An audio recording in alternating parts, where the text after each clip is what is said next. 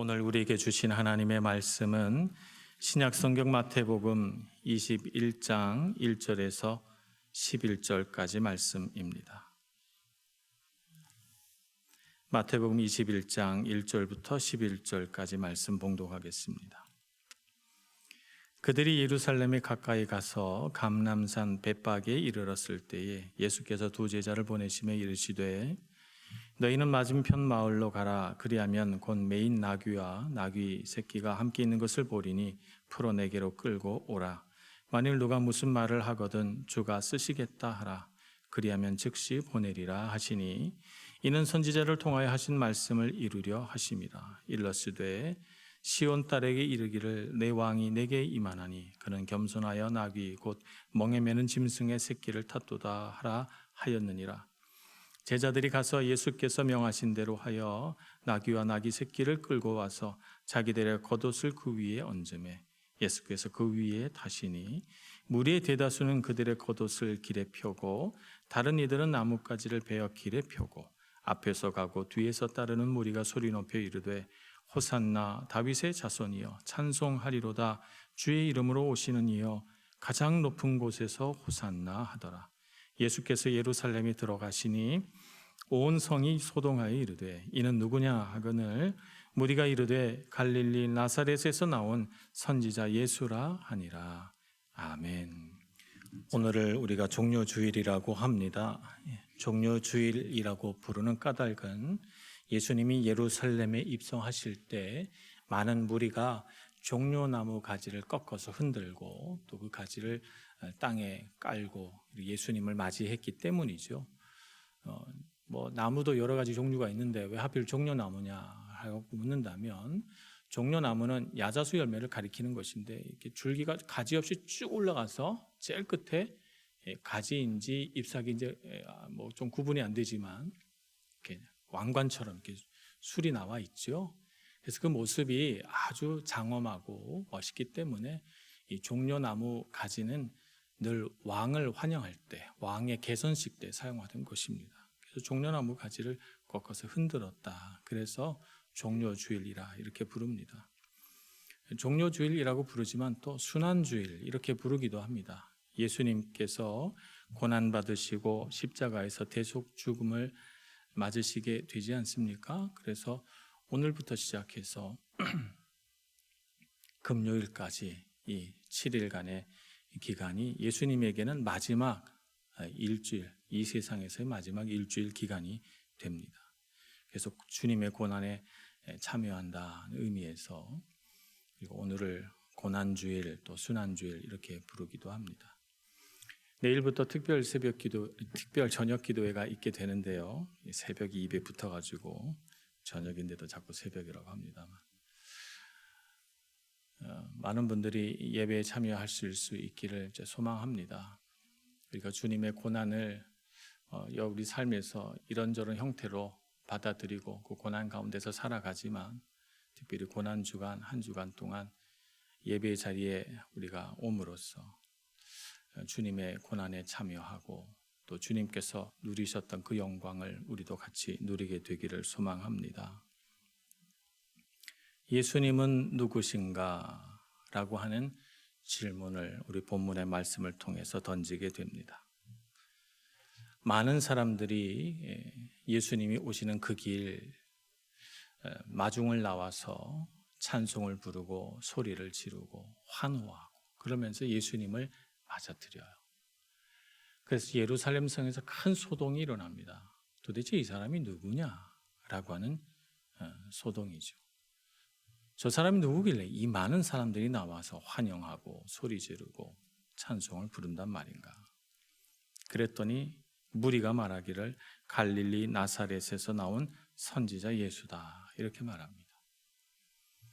예수님을 향한 정확한 신앙 고백이나 호칭은 아니지만 그러나 그 안에 예수님에 대한 어떤 일종의 표현이 들어있다고 할 수가 있겠습니다. 선지자 예수다. 예수님을 향한 이 백성들의 마음과 예수님 자신이 선택하여 걸어가신 이 고난의 길과 많은 차이가 있습니다. 백성들은 지금 예수님을 맞아들이면서 너무 기뻐요.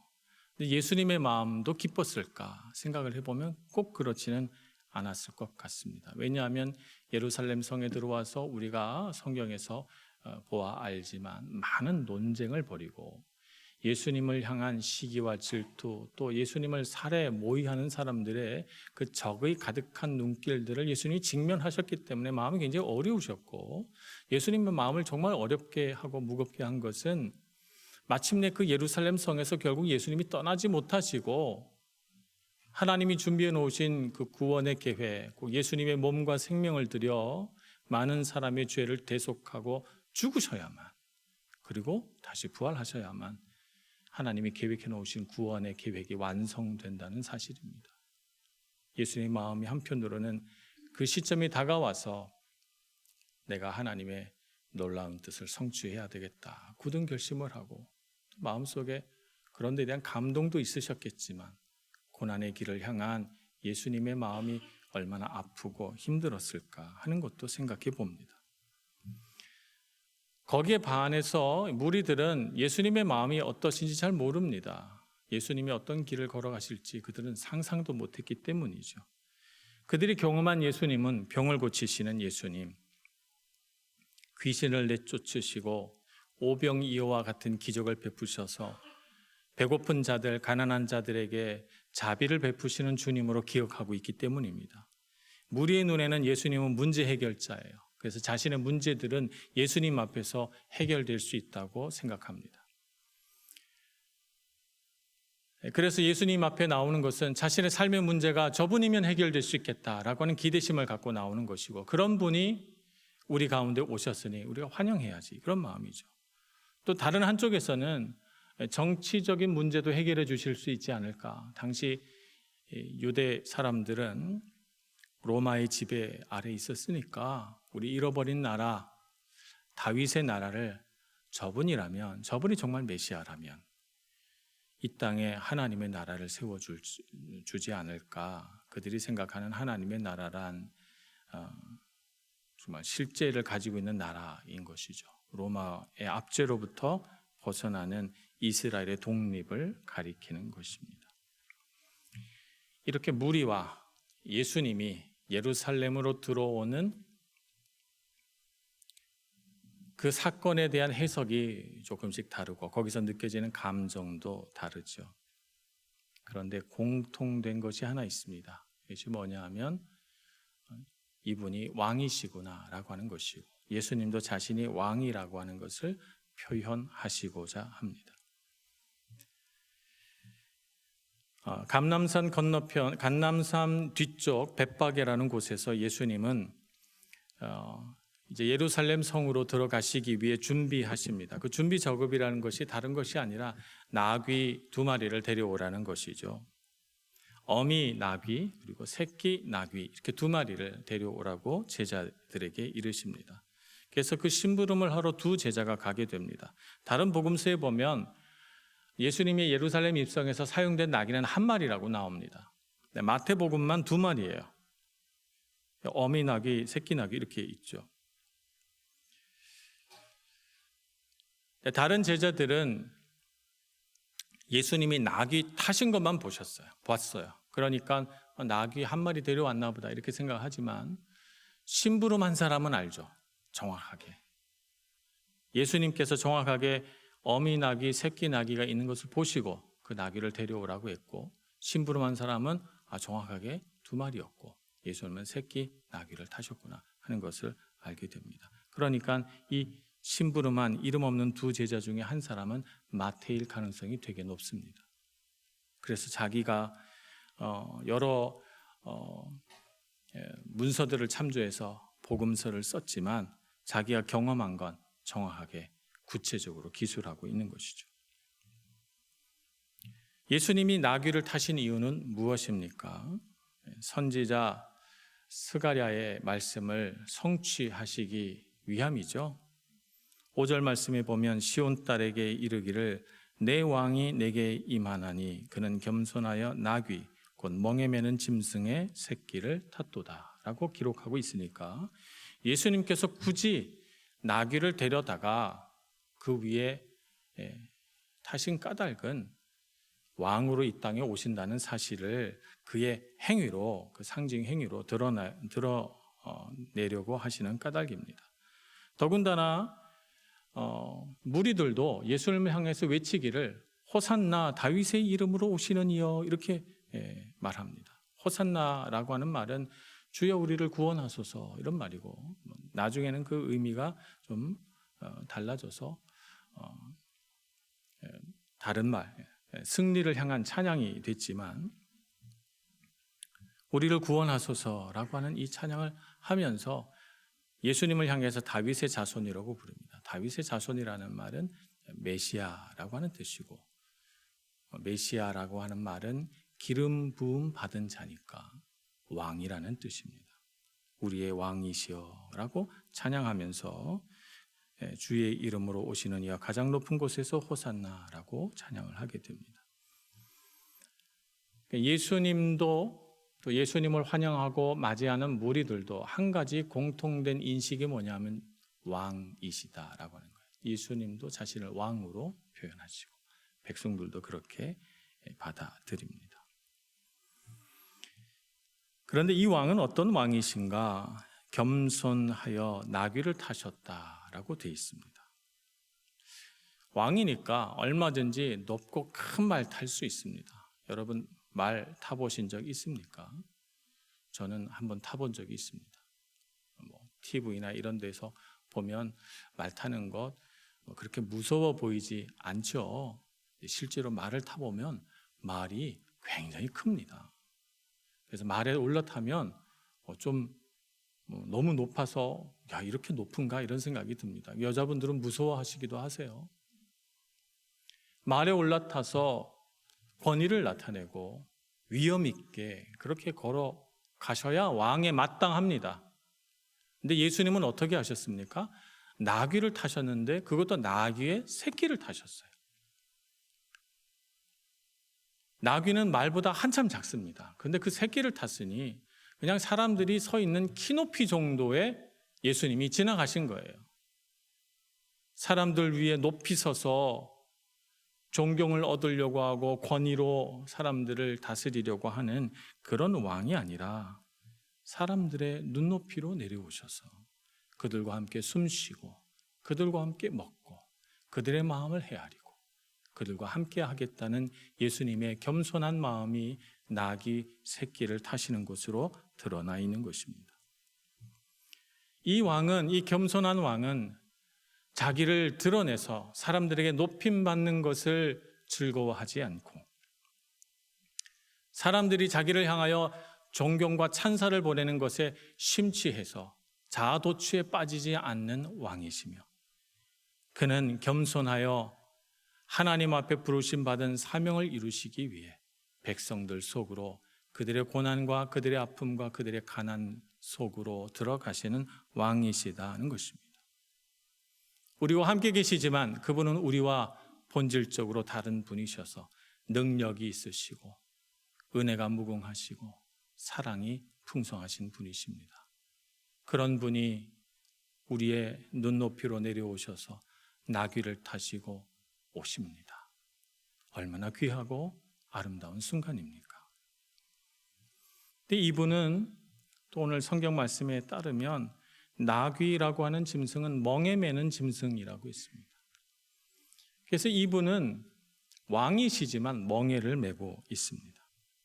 멍에를 메었다는 것은 이분 위에 그 멍에를 씌워서 누군가 다스리는 분이 또 있다는 것이죠. 왕이긴 하지만 안하무인의 왕이 아니라 내가 세상에서 최고 높은 사람이다 라고 생각하는 분이 아니라 더 높은 분이 계셔서 그분의 멍에를 지고 그분이 맡기신 사명을 감당하는 분이시다라고 하는 것이에요.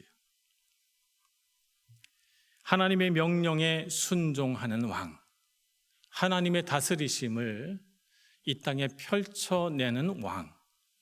그래서 하나님의 뜻대로 이 세상을 다스리시기 때문에 흠도 점도 없으시는 그런 온전하신 왕이시다는 뜻입니다.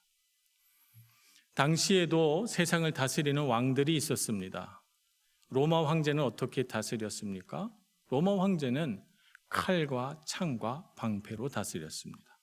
당시 예루살렘의 인구가 역사가 요세푸스의 기록에 따르면 한 10만 명 됐다 그래요.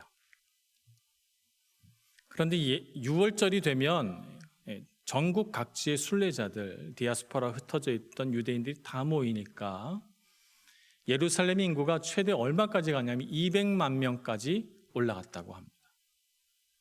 자, 이 유대인들이 모여서 6월절을 지키려고 하지만 로마 권력자들의 눈에는 이들이 모여서 소요라도 일으키면 큰일이 나니까, 원래 로마 총독은 가이사랴에 주둔하는, 거기가 주둔지인데 자기의 주둔지를 내놓고 군사들을 이끌고 예루살렘에 와 있는 거죠. 그래서 예루살렘에서 예수님을 재판하는 일이 그래서 있게 되는 것입니다.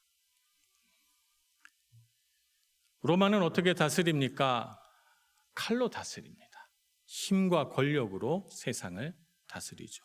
굴복하지 않는 자에게는 칼과 죽음만이 있을 뿐입니다. 당시 이스라엘은 분봉왕 제도를 두고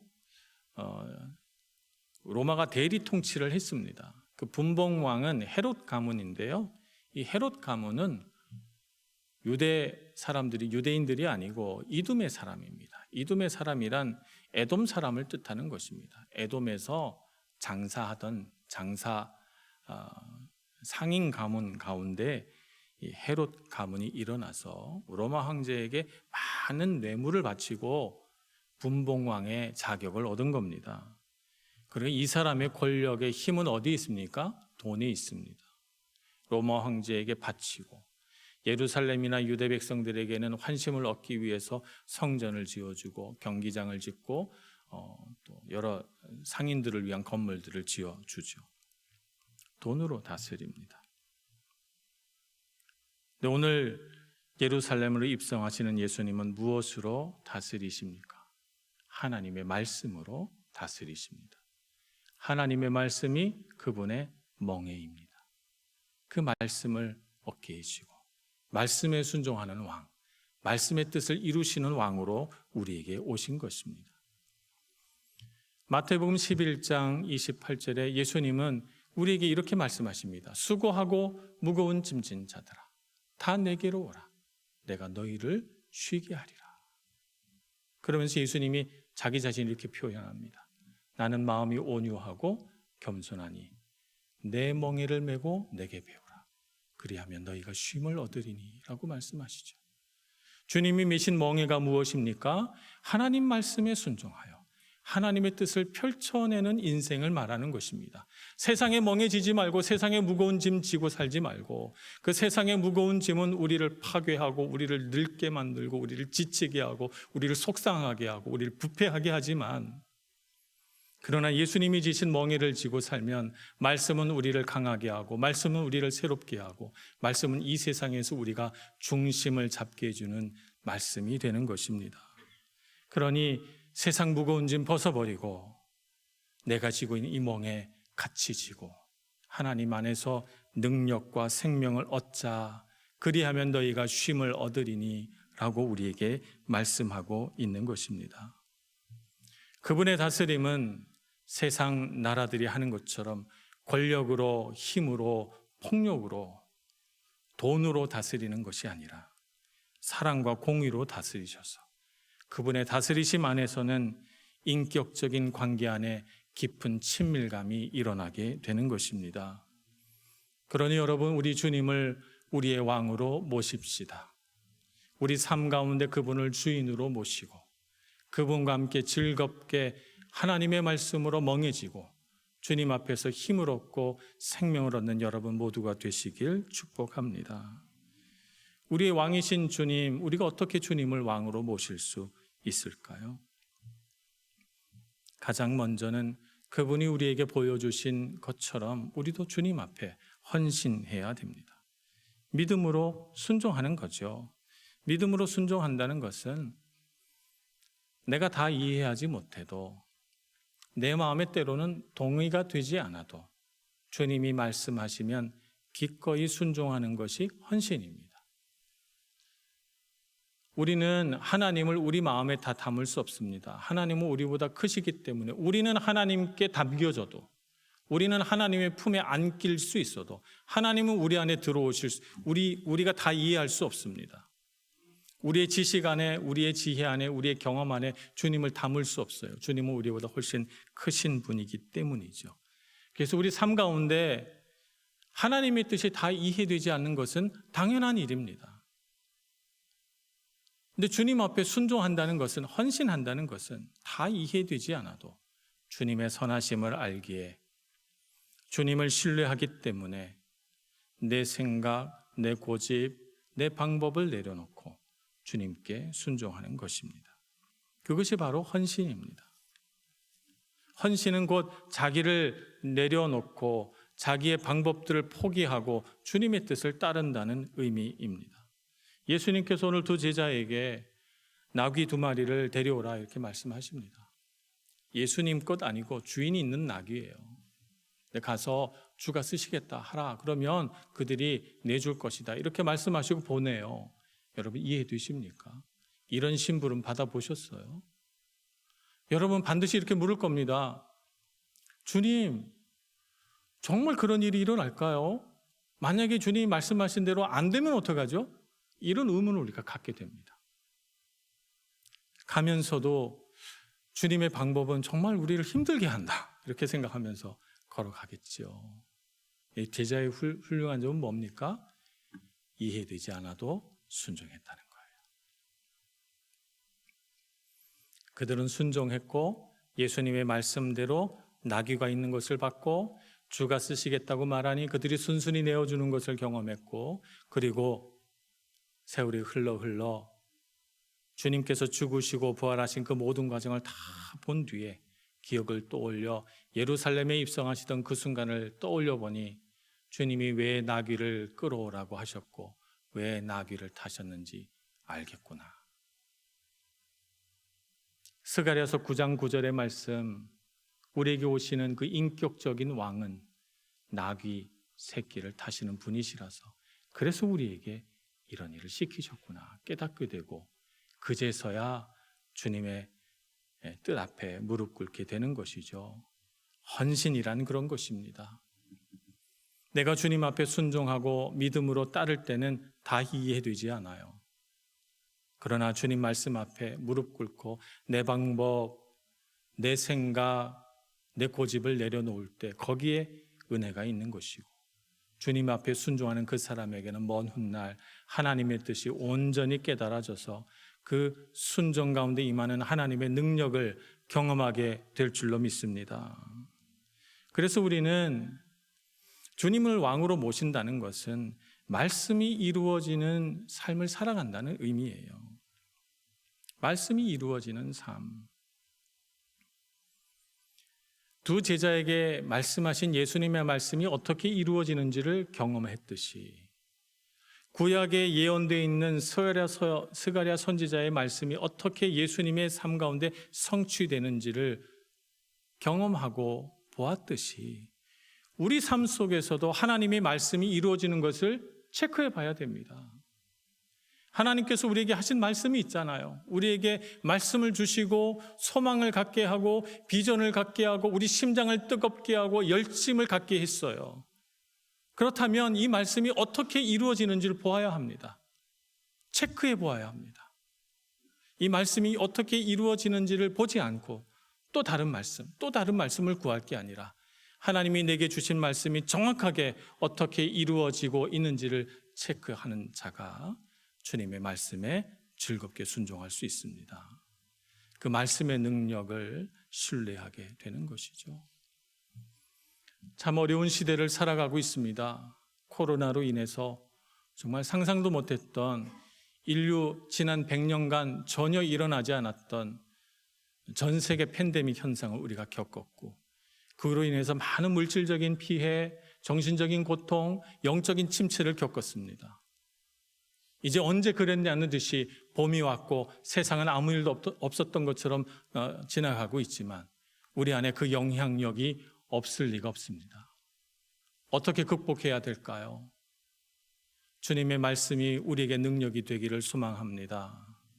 내가 주인 돼서 내가 왕 노릇하고 내가 하고 싶은 대로 살고 내가 원하는 인생, 그것이 성공적인 인생이 아니라 내 마음의 주권을 주께 내어드리고 주님이 우리에게 왕 되시고 주님이 우리의 주인이 되는 인생을 살 때 참으로 능력 있는 인생이 될 줄로 믿습니다.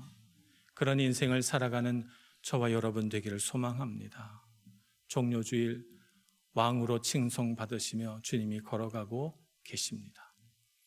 그분 앞에 고난과 죽음이 기다리고 있다 할지라도 그분이 사람 앞에서 조롱거리가 되고 십자가에 매달려 부끄럽게 죽는다 할지라도 그분이 우리의 삶의 주인이심은 분명합니다. 고난 앞에서도 주님의 주인 되심을 포기하지 않으시는 여러분 되시기를 축복합니다. 고난을 넘어 부활이 있음을 알고 여러분의 삶 가운데도 고난을 뛰어넘는 영광과 기쁨이 있기를 축복합니다. 기도하겠습니다. 자비하신 하나님, 우리의 왕이 되셔서 우리의 인생을 이끌어 가시고 우리가 하나님께 부르심 받은 자녀임을 주님께서 우리를 이름 불러 제자 삼아 주셨음을 깨닫게 해주시니 감사합니다. 내 고집대로 내 생각대로 살던 삶을 내려놓게 해주시고 주님의 인도하심 따라 기쁘게 살며 주님께서 우리 삶 가운데 세우신 비전과 계획을 성취해 나가는 인생 되게 하여 주옵소서. 예수님의 이름으로 기도합니다. 아멘.